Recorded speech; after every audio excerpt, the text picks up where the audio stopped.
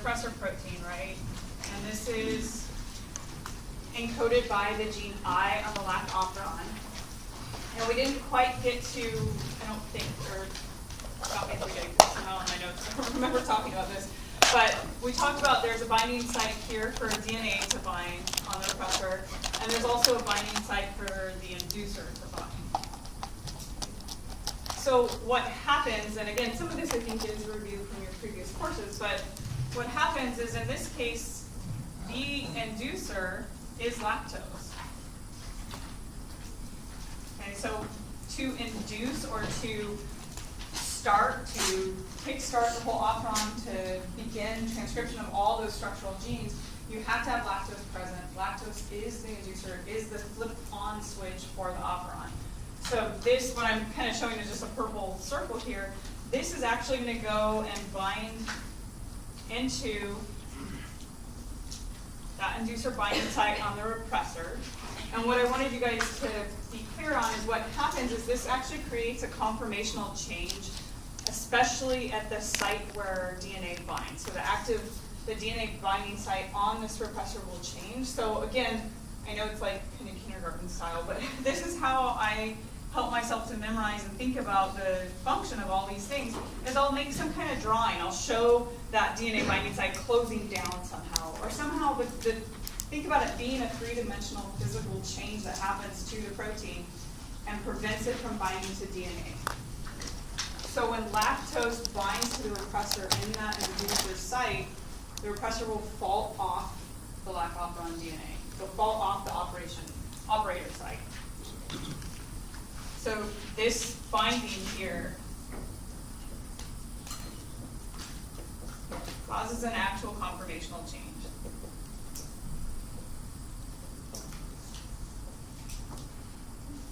So the end result is the repressor falls off.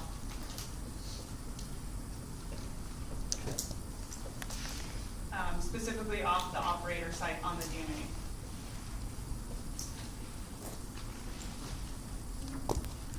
So that was the last kind of piece to understanding how the basics of lac operon function before we get into other ways to regulate this operon and then also the mutants. And whatever works, some people are not visual people, they're more, they prefer to write this out in paragraph form, or some of you are oral learners, it just depends. So for me, I have to draw these pictures like this and make this scene. When you have lactose present and the inducer stuck here on this site, it closes down the binding site for DNA. Okay, so that's what I'm trying to show you. Okay. There's another way that we can upregulate or downregulate, aside from just the repressor and the promoter and the other regulatory genes. When we drew out the lac operon, we drew that little CAP binding site, right? So how that comes into play, and it actually stands for catabolite activator protein binding site. So this is a form of regulation that's in addition to the other pieces we've talked about, and it's catabolite, specifically repression is how it's referred to.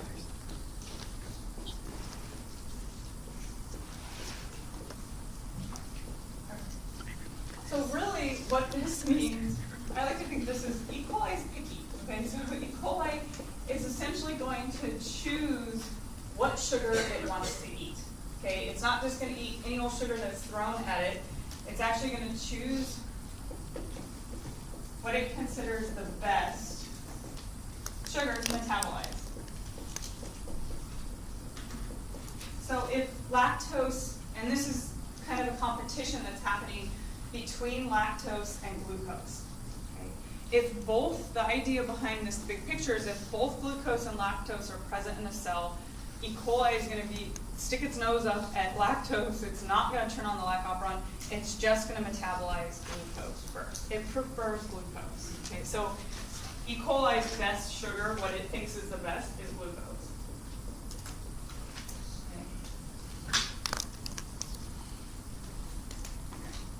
So the main idea here, well actually, I can ask you guys, why would E. coli choose glucose over lactose? Simpler, yeah, we're talking about a carbon, 6 carbon on glucose and 12 carbon on lactose. So how does that affect metabolism? You guys all took 241. Cellular respiration. Yeah. I mean, you have to use more energy to break down the lactose and glucose. You just kick right into glycolysis. There you go. I was looking for that. We'll put that word. Kick right into. Yeah. So glucose goes straight into glycolysis, right? So instant ATP source, you can throw it right into that whole cellular respiration cycle that you guys know inside and out, backwards and forwards, right? Or if you took it with me, I guess. So this is much easier to throw into the system. If you have lactose, so you have to put in more energy to break it down. Essentially, the cell is saving energy, okay? And it's going to save its energy by just metabolizing any existing glucose first.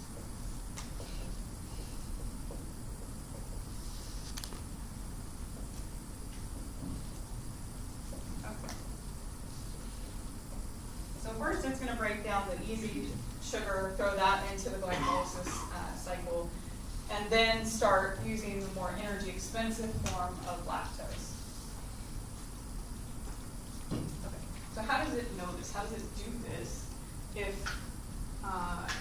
glucose and lactose are present?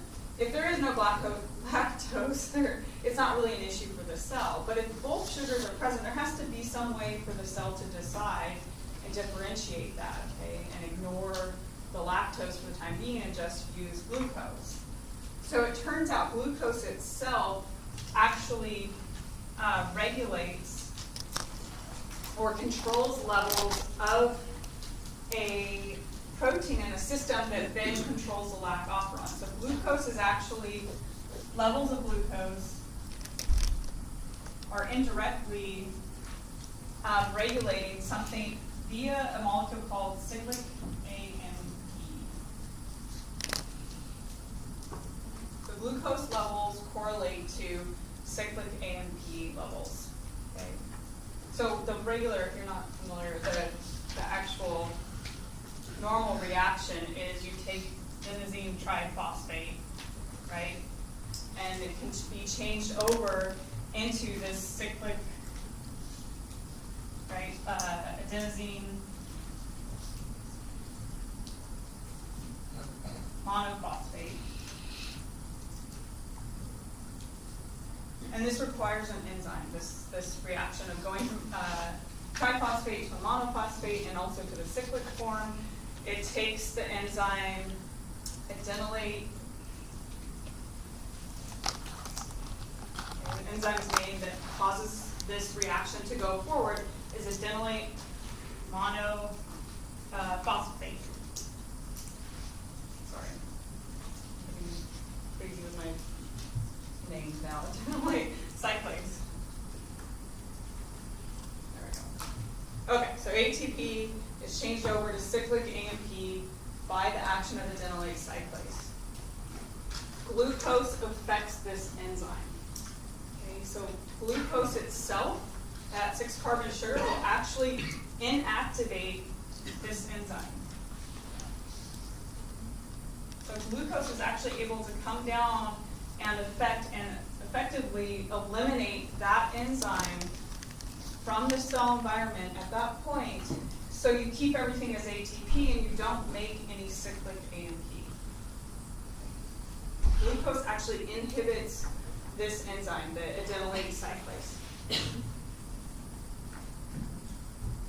So that means if you have high levels of glucose, do you have high or low levels of cyclic AMP?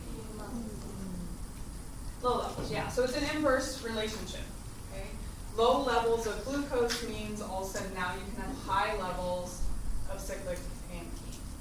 Okay, they're inversely proportionate to each other. Okay, is that piece clear? So how does cyclic AMP fit into this whole picture? So this cyclic AMP actually works along with CAP, the CAP protein. So if we're going to draw this lac operon until it makes you crazy, trust me. So we have I, right, our repressor gene. This should just be kind of automatic. Promoter, you have an operator, and between, and then the structural genes towards the right-hand side, right? So Z, Y, and A. And in between that repressor and promoter, there's that cap binding site that we labeled on Monday. So what happens is cyclic AMP, have this kind of on the side in your notes, cyclic AMP plus CAP together, okay? And CAP, C-A-P, stands for that catabolite activator protein. So this is why we call it catabolite repressor, repression of the lactoferrin. So these two together are going to help activate the lactoferrin. That's ultimately what we're drawing up here, what we're trying to show. So when glucose levels are very low, ATP can be changed over into cyclic AMP, which means all of a sudden the CAMP levels rise. And CAP is just around, okay? You don't, for this purpose of this course, you don't need to worry as much about where do we get this catabolite activator protein. It's there in the cell, it's ready to help, but it needs a lot of high levels of cyclic AMP to do its job.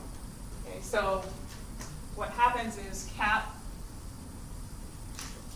CAP protein binds down to the CAP site, and it can only bind there if cyclic AMP is present. Okay, so those two actually physically interact with each other and help bind. And then what they do, so we just said they activate the lactoferrins. That means they allow transcription of downstream genes. They actually increase the efficiency and help it go forward. And the way they do this is they physically interact with RNA polymerase. They're going to help increase the affinity of RNA polymerase. So if you added, because eventually the polymerase is going to recognize and sit, it takes up quite a bit of space, but your RNA pol, right, recognizes that promoter, that P site, and will sit down right there and start chugging forward, making a transcript, the messenger RNA. Cyclic AMP and CAP physically interact with RNA pol, and they increase the affinity of RNA pol for the DNA. They help RNA polymerase stick tight to the DNA. Okay, they're like helper receptor proteins that kind of help grab onto RNA polymerase and make it stay put. Okay, so that's how they help increase the efficiency. You can essentially still have low levels of transcription with just RNA polymerase and no cyclic AMP or CAP. Very low levels, but it's possible. Okay, but they help increase transcription. So in terms of activate, it'd really be most correct to think about it as increasing expression, increasing transcription, however you want to think about that concept.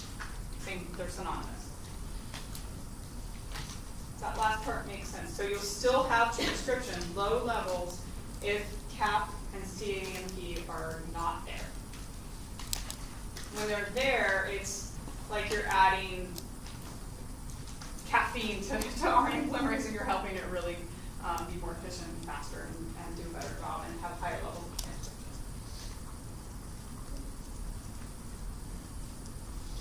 Okay, so they essentially help RNA pols have a higher affinity for that promoter site on the DNA.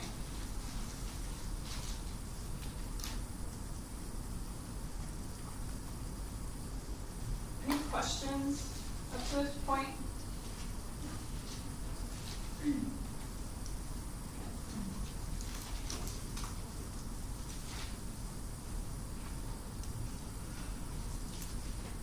All right, so we have some mutants to talk about. This is the cool stuff. This is what happens when things go wrong. So here's our lactoferrin mutants. And this is stuff that was discovered by Jacob and Monod when they were, some of them were by chance and some they induced mutations.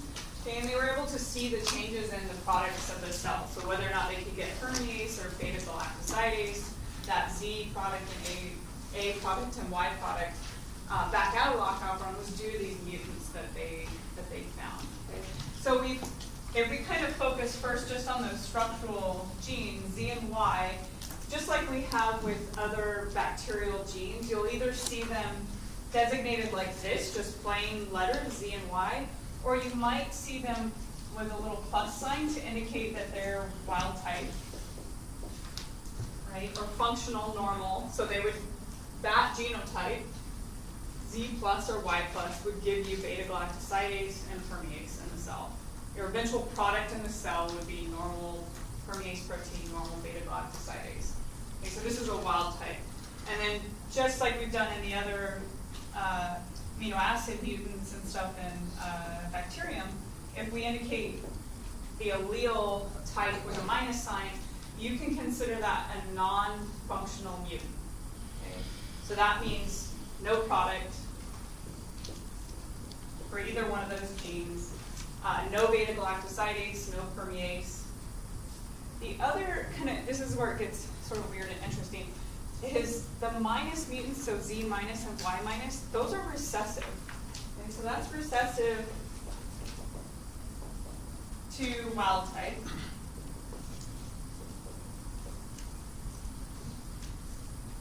So instantly you should think, oh yeah, that makes sense, okay. Minus is recessive to the plus sign. It's kind of like I'm writing lowercase compared to the uppercase. This is the dominance pattern, the dominance mechanism with the Z minus and Y minus. They're recessive.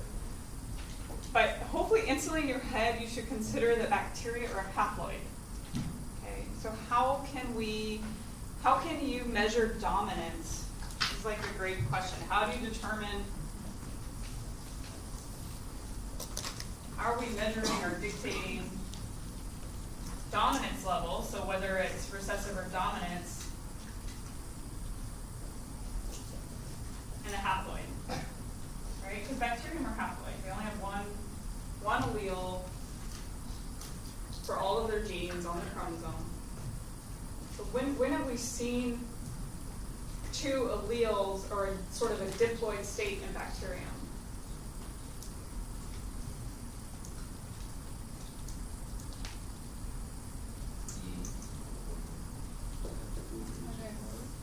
Yeah, it has to do with HFR. So Derek's idea was that somehow when we were thinking about HFR, which is what? What is HFR exactly? F factor, but physically where is it? Yeah, so it's actually integrated into the chromosome, right? So what do we call it when the HFR F factor is integrated into the chromosome and it excises back out? Yeah, so F prime. F prime is that HFR S factor that was integrated into the chromosome, and then all of a sudden it excises back out and makes a perfect plasmid again. But what we can, in relation to the lac operon, is if when it excises out, if it takes the lac operon or parts of the lac operon with it, if that factor happened to insert adjacent to the lac operon on the chromosome and it peels some of that back out with it, all of a sudden you can have a plasmid that has parts or all, hopefully, of the lac operon.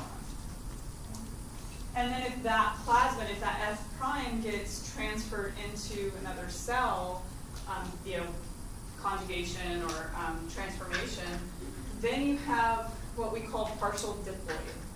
Okay? And your book, I think, you may see it called a marrow diploid too, but on the exam, what you'll see is this idea of a partial diploid. So you're really talking about your bacteria cell and its chromosome, right, which has all kinds of genes, including somewhere on it is our lac operon fragment. And now all of a sudden we also have, if it somehow took up or was transferred in a little F prime plasmid that also has the donor lack operon also. Kind of a simplified drawing, but basically the reason it's a partial diploid is you don't have 2 copies of every gene that's found on the chromosome. We call it a lac operon partial diploid because it just has the lac operon present twice inside of that cell, versus the normal just one time on the chromosome. So in this case, the genotype for this cell is going to look like it's diploid for the lac operon genes. So you could actually then visualize and do experiments and see what it would look like to have a Y plus and a Y minus, both present, full gene sequence ready to be transcribed inside the same cell. So they did experiments like that and saw, okay, this is recessive to wild type. That means if you have minus genes in your cell and plus genes, the plus genes will get expressed. You'll see those products. Any questions about that idea of partial? Because this will come into effect with all the other mutants that we go over. That's the recipient bacteria. Yeah, the whole cell, now as I drew it here, is the recipient after it's received the donor plasmid.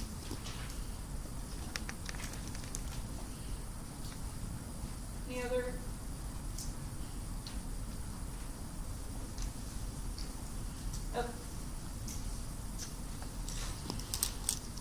So that's sort of our simplistic. We can have a minus, and it just means, just like we've been thinking with other genes, other alleles, it's non-functional in some way.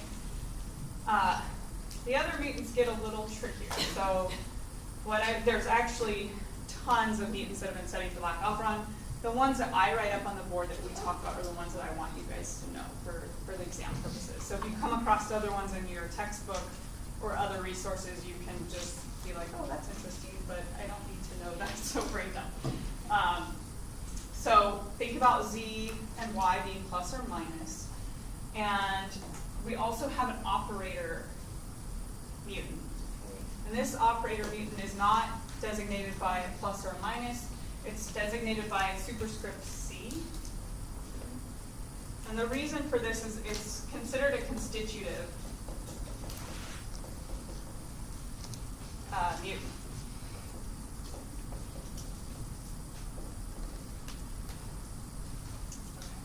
And what that means by constitutive is any lac operon that has OC, or the operator constitutive mutant, all the structural genes will be expressed regardless of whether the inducer is present. So even if lactose is not there, that operon is just, it's like stuck in on mode, and we'll just keep transcribing the Z, the Y, and the A. So I can write that out if it's helpful. So lac operon, what this means is lac operon structural genes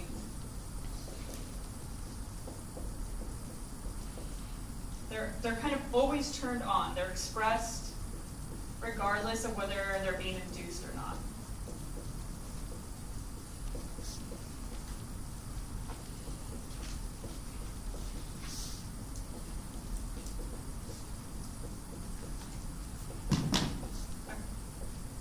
So the OC is like a permanent on. It's like you duct tape the light switch on, okay?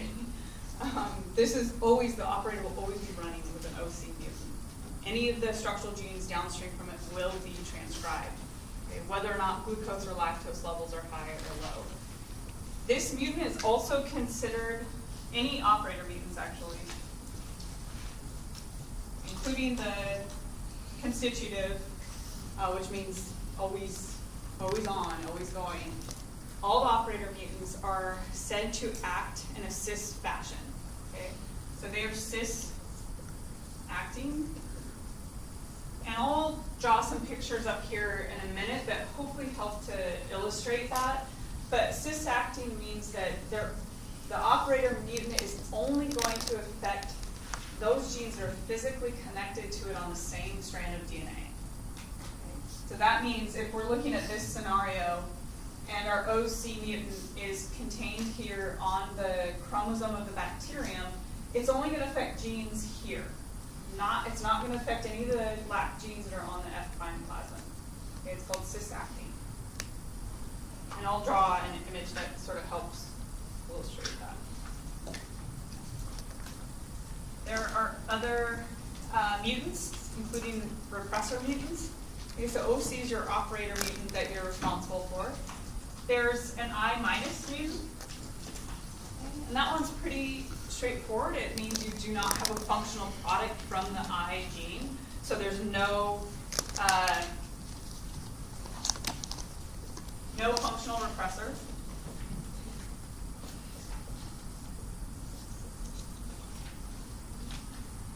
And this is also acts in a constitutive manner. Okay, so this is also constitutive.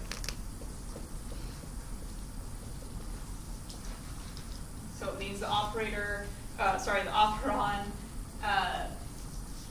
will always be actively transcribing. You cannot repress it because there is no functional repressor. Essentially, the repressor can, I- doesn't, it can describe several different types of protein products. But again, because I like my simple drawings, what I do is I usually draw and think about the repressor as still having that inducer binding site, but on the other end of things where we had our DNA or operator binding site, I kind of always designate it as this like filled in circle, but essentially that binding site isn't disrupted. It can't bind to DNA, can't bind to the operator, to O. So an I- might mean you have no repressor made at all, or it might just mean that enough of the amino acids in the repressor protein right at that active site where it binds DNA have been disrupted. There's kind of varying levels of I- mutants, but for your purposes, just know that it, for whatever reason, it's either not present at all or it can't bind to the operator.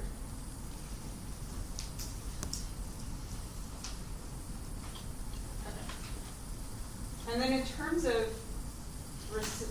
whether they're recessive or dominant here, actually both OC and then, yeah, Jason. Oh, I had a quick question about the cis-acting. Is that all the genes under the regulation of that operate? Right, that are actually on the lac operon strand that it's present on, yeah. Yeah, not on the F prime or vice versa, depending on where it's, yeah. What we'll find is, and I can write that up here. So this is cis-acting. What you'll find is the repressor mutants, so I mutations, whether it's I-, and we're about to talk about an IS mutant. These are all, so repressor mutants. Trying to make sure you guys pops up in your notes, sorry, it's kind of messy. So these act in trans.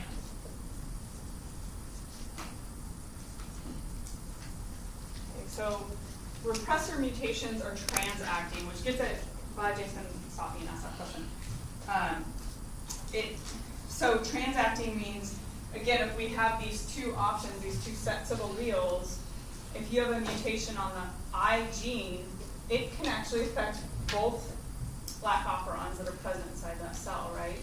Because the I gene encodes a protein product that flips and moves around. It's a mobile product. This repressor, our blue circle I keep drawing, is mobile. It moves around in the cell. So it can move over and bind on this operon or move over and bind on that operon. It acts in trans. Okay? So it can affect mutations that you think about and see on the I gene can affect genes present on either DNA strand. Okay? Whereas the operator stuff is only affecting downstream genes. Yeah. So in theory, a bacteria could be heterozygous for the structural genes and have the OC mutation, but still have no functional product. If Right. the OC is on On the minus. same term as the minus. Yeah. So I'll just say yes right now. I have a bunch of examples where we look at that kind of thing. So it's pretty weird. Whenever you have this sort of partial diploid, the amerodiploid, it's pretty strange how these work. So you can have something, what Emily's asking is, you have this constitutive mutant that means it's always on, but that's only referring to the physical strand that OC is on, right? And if you have non-functional Y-, Z-, you're just gonna be making a bunch of non-functional product. That's a giant umbrella. That's like very common style right there. Yeah.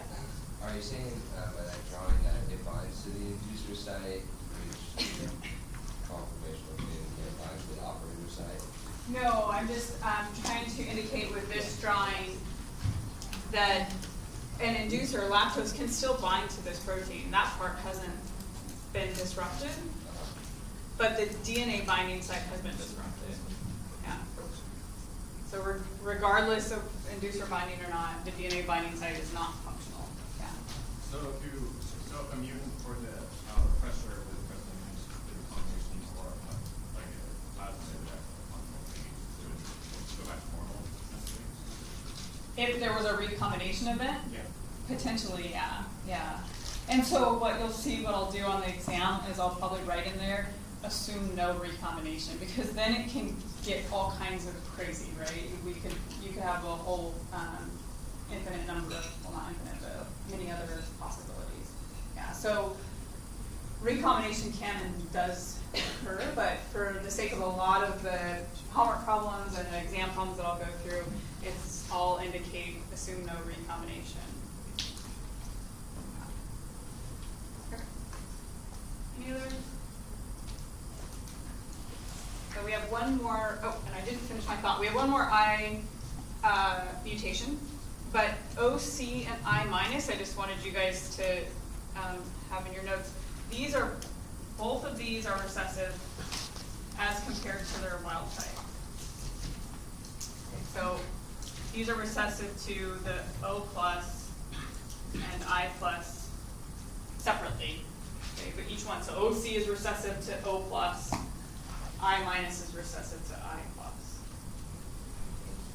There is a dominant mutation over I minus, it's called IS.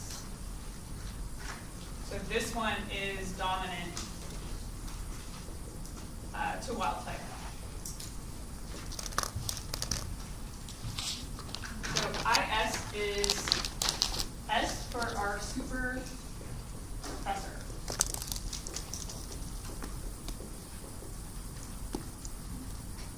So this one's also transacting because it's an I mutation. And what it is it can no longer bind to the inducer.